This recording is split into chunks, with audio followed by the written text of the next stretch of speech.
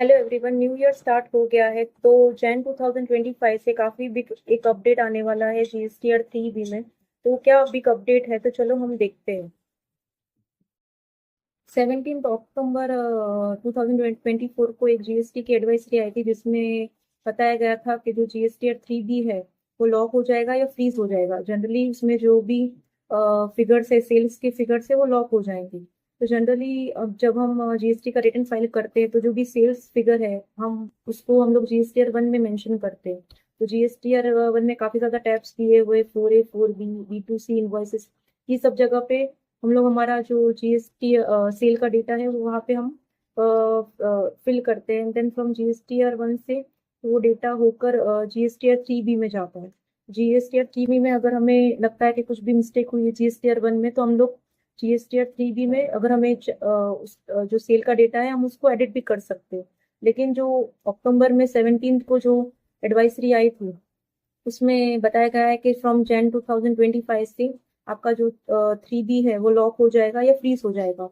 Specially जो sales figure है GSTR 3B में वो लॉक हो जाएंगे, फ्रीज हो जाएंगे। जैसे कि 3.1 वाला जो जीएसटीआर 3B में जो फिगर है 3.1.1, जहाँ पे जनरली जीएसटीआर 1 से डेटा आता है, सेल्स का डेटा आता है जीएसटीआर 1 से, तो वो जो फिगर्स है वो फ्रीज हो जाएंगे। मतलब अगर हमारा कुछ भी मिस्टेक वगैरह हुआ तो हम लोग अभी जीएसटीआर 3B जो है उसमें कुछ भी फिगर्स एडिट नहीं कर पाएंगे।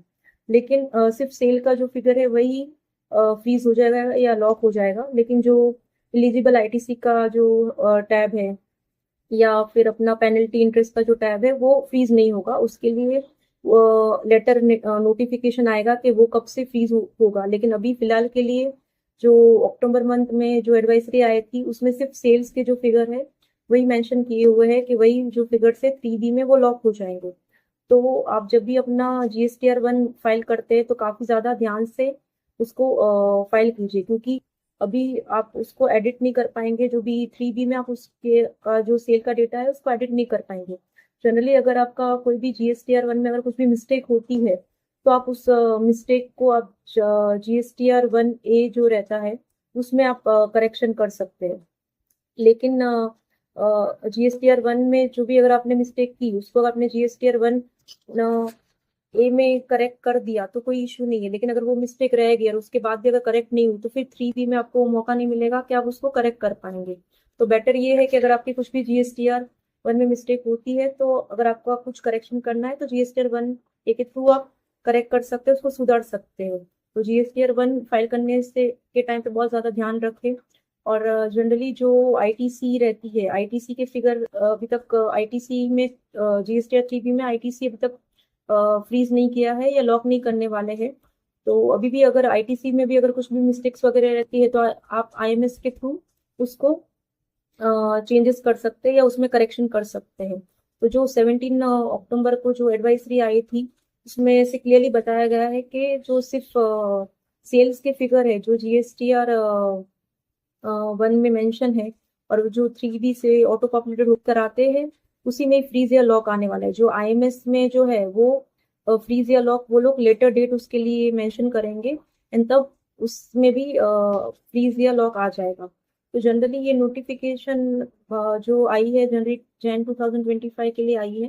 लेकिन अभी तक अभी हम इस मंथ दिसंबर का जीएसटीआर फाइल कर रहे हैं तो हो सकता है कि जो जीएसटीआर दिसंबर का फाइल कर रहे हैं उसमें शायद तक सेल आपको ऑप्शन देने में आए कि आप उसको जीएसटीआर 3B को एडिट कर सकते हैं।